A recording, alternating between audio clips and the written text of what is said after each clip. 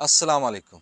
ਸਿਆਣੇ ਕਹਿੰਦੇ ਵੀ ਝੇੜਾ ਮੁੱਕੇ ਨਾ ਮੁੱਕੇ ਪੰਚਾਇਤ ਕਾਵਾਂ ਦੀ ਵੀ ਇੱਕ ਕਾਂ ਮਰ ਜੇ ਨਾ ਤੇ ਕਾਂ ਇਕੱਠੇ ਹੋ ਕੇ ਸਮਾਨ ਕਾਲਾ ਕਰ ਦਿੰਦੇ ਤੇ ਕਾਂ ਕਾਂ ਕਰਕੇ ਡੰਡ ਪਾ ਕੇ ਪੂਰੇ ਪਿੰਡ ਨੂੰ ਦੱਸ ਦਿੰਦੇ ਵੀ ਸਾਡਾ ਕੋ ਮਰਿਆ।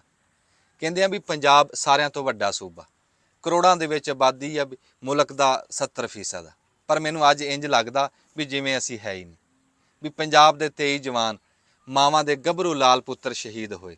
ਸੋਸ਼ਲ ਮੀਡੀਆ ਦੇ ਵੱਡੇ ਵੱਡੇ ਸਟਾਰ ਜਿਹੜੇ ਨਿੱਕੇ ਨਿੱਕੇ ਮੁੱਦਿਆਂ ਦੇ ਉੱਤੇ ਗੱਲ ਕਰਦੇ, ਇੱਟ ਪਟੀਏ ਸਟਾਰ ਨਿਕਲਦਾ, ਜਿਹੜੇ ਵਿਊ ਲੈਣ ਵਾਸਤੇ 1 ਮਹੀਨਾ ਊਂਠਣੀ ਦੀ ਲੱਤ ਚੱਕੀ ਫਿਰਦੇ ਰਹੇ ਵੀ ਸਾਡੇ 23 ਪੁੱਤਰ ਉਹ ਊਂਠਣੀ ਦੇ ਮੁੱਲ ਦੇ ਵੀ ਨਾ ਰਹੇ।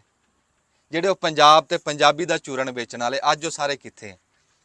ਮਜਾਲ ਆ ਜੇ ਕਿਸੇ ਨੇ ਸੋਸ਼ਲ ਮੀਡੀਆ ਦੇ ਉੱਤੇ ਇੱਕ ਲਫ਼ਜ਼ ਵੀ ਕਿਹਾ ਹੋਵੇ। ਦੱਸਦੇ ਆ ਅਮਰੀਕਾ ਦੇ ਵਿੱਚ ਲਾਰੀ ਦੇ ਵਿੱਚੋਂ ਇੱਕ ਕਾਲੀ ਔਰਤ ਨੂੰ ਸੀਟ ਤੋਂ ਉਠਾਇਆ ਸੀ। 6 ਮਹੀਨੇ ਕਾਲਿਆਂ ਨੇ ਲਾਰੀ ਦੇ ਉੱਤੇ ਸਫ਼ਰ ਹੀ ਨਹੀਂ ਕੀਤਾ, ਪੈਦਲ ਸਫ਼ਰ ਕੀਤਾ, ਇhtਜਾਜ ਕੀਤਾ, ਅਮਰੀਕਾ ਵਰਗੀ ਸਰਕਾਰ ਦੇ ਗੋਡੇ ਲਵਾਤੇ ਤੇ ਅੱਜ ਕਾਲਿਆਂ ਨੂੰ ਬਰਾਬਰ ਦੇ ਹਕੂਕ ਆ। ਸਿਆਣੇ ਕਹਿੰਦੇ ਆ ਵੀ ਬੇਸ਼ਰਮ ਨੂੰ ਵੀ ਕਦੀ ਨਾ ਕਦੀ ਸ਼ਰਮ ਆ ਜਾਂਦੀ ਤੇ ਜਿਹੜਾ ਬੇਹਿੱਸ ਹੋਵੇ ਉਹਦਾ ਤਾਂ ਇਲਾਜ ਹੀ ਕੋਈ ਨਹੀਂ। ਵੀ ਸੁੱਤੇ ਨੂੰ ਤਾਂ ਬੰਦਾ ਜਗਾ ਲੂ, ਜਾਗਦੇ ਨੂੰ ਕਿਵੇਂ ਜਗਾਈਏ ਜਿਹੜਾ ਜਾਣ ਕੇ ਅੱਖਾਂ ਨੂੰ ਟੀ ਪਿਆ। ਮੈਂ ਇਹ ਗੱਲ ਕਰਦਾ ਵੀ ਆਪਾਂ ਸਾਰੇ ਆਪਣਾ ਆਪਣਾ ਹਿੱਸਾ ਪਾਈਏ, ਕੋਈ ਟ੍ਰੈਂਡ ਚਲਾਈਏ ਸੋਸ਼ਲ। ਵੀ ਘਰੋਂ ਤਾਂ ਅਸੀਂ ਕੀ ਨਿਕਲਣਾ ਸੀ, ਅਸੀਂ ਗੱਲ ਕਰਨ ਤੋਂ ਵੀ ਗਏ।